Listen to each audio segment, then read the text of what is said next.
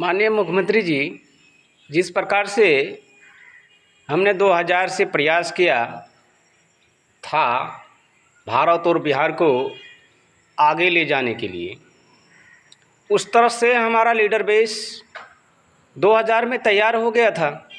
लेकिन जो लीडर इस देश के अंदर में शासन सत्ता में जमे हैं, उसकी भी पूर्ण दायित्व बनती है कि वो हर समस्या, हर पहलू पर सबसे पहले ध्यान दें। और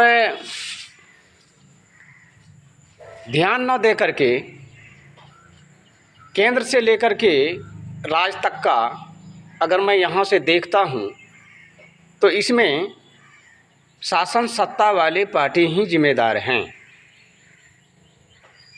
गौर से देखिए और अपने आप को झांकिए कि मैं कहाँ मिस किया हूँ, कहाँ मैं मिस कर रहा हूँ। तो एक ही चीज़ को मैं बार बार बोलना पसंद नहीं करता हूँ। बार बार तब बोली जाती है जब सुधार की प्रक्रिया कम होती है, इसके लिए मैं बार बार बोलता हूँ। अब एक प्रश्न सामने आई है कि इंडिया गठबंधन को आपने किया, अच्छी बात है कि गलत आदमी गलत है, गलत का साथ न दें, है ना, गलत से अलग रहें। इसमें आपकी भी छवि भी बर्बाद होगी। छवि है, छवि को ऐतिहासिक रूप से लिखा जाता है। इस बात का ध्यान अपने अपने पार्टियों में रहना चाहिए। और जो आदमी सेंट्रल और स्टेट के बीच में इन 33 वर्ष से चल रहा हो तो उनकी गुत्थी को ही सुलझाया जाए, न कि अपनी गुत्थी को सुलझाने में समय बर्बाद करें।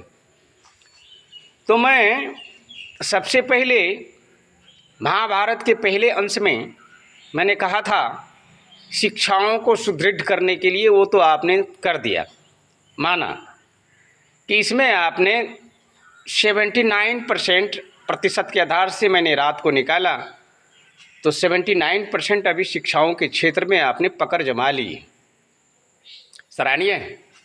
लेकिन कुछ ऐसे काम हैं जो 100% पर जाने के लिए आप अभी नहीं, अभी आपके 10 साल कार्यकाल बाकी है। आप इसके लिए किसी के कहने मात्र से और उछाल ना मारें, क्योंकि तेज गति से दौड़ने वाला आदमी गड्ढे में जाता है, लास्ट में हार जाता है। इसलिए सभी प्रक्रियाओं को ध्यान में रखते हुए, मद्देनज़र रखते हुए आप सभी को ठीक ठाक करें, इसके बाद ही आगे क्या सोचें। तो मैं देख रहा था कि इंडिया गठबंधन में बहुत सारे आदमी हैं, कल के है तो मेरे भारत के अभिन्न अंग हैं और सारे नागरिक हैं। तो भारतीय नागरिक होने के नाते मेरे द्वारा जो लिखा गया दस्तावेज है उसमें से मैंने राहुल जी को 15 साल रोकने की बात कैबिनेट में कही थी।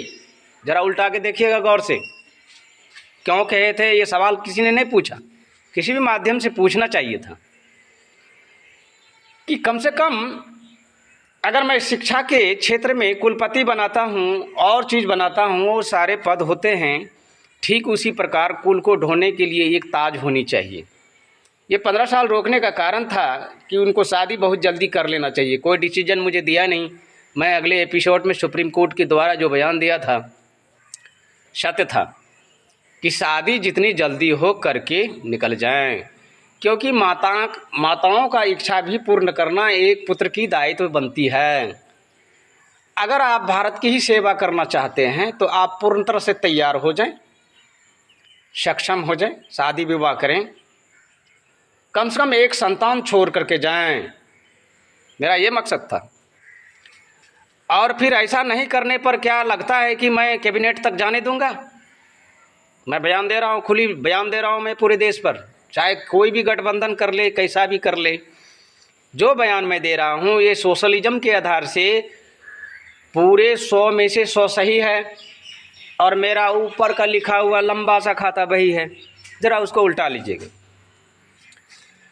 तो कहिएगा, आपके माध्यम से मैं कह रहा हूँ माननीय मुख्यमंत्री जी, क्योंकि आप मेरे सम्मान्य, गणमान्य और सम्मान्य दोनों में से एक पात्र हैं, इसीलिए मैं उनको कहूँगा। और जैसे मेरे सामान्य लालू प्रसाद यादव जी उनको नहीं कह सकते इस वक्त, इसलिए नहीं कह सकते कि मैं खुद को उसको दरकिनार किया हूँ थोड़ा देर के लिए, और उनके बगल साइड से मैं खड़ा हूँ, ये वो भी जान रहे।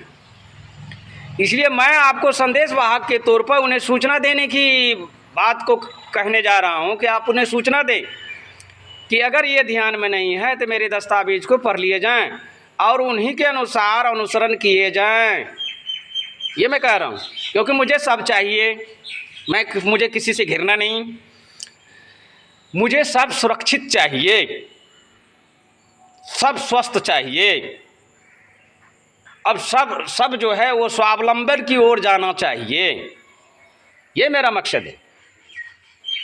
और मकसद को मैंने आचरण में भी ढाल के दिया और आज बोल भी रहा हूँ। तो ज़रा सा उनको सांकेतिक तौर पर दे दीजिएगा, क्योंकि आप बड़े बुजुर्ग हैं। मैं बड़े बुजुर्ग की कैटेगरी में जिनको रखता हूँ उनको हमेशा सम्मान दृष्टिकोण से देखता हूँ, यही हमारा मेन आचरण है। उनको समझाइएगा। तो रात को देख करके मुझे थोड़ा सा ध्यान में आया कि मैं आखिर कहूँ तो किसको कहूँ, माता को कहूँ, उनकी बात मानेंगे नहीं। तो ऐसे बुजुर्ग को मैंने चुना जो उनको कहने में सक्षम हो। इन्हीं के साथ मैं अपने मुख को विराम लेता हूँ। जय हिंद, जय भीम, जय भारत, जय रविदास, नमो बुद्धाय।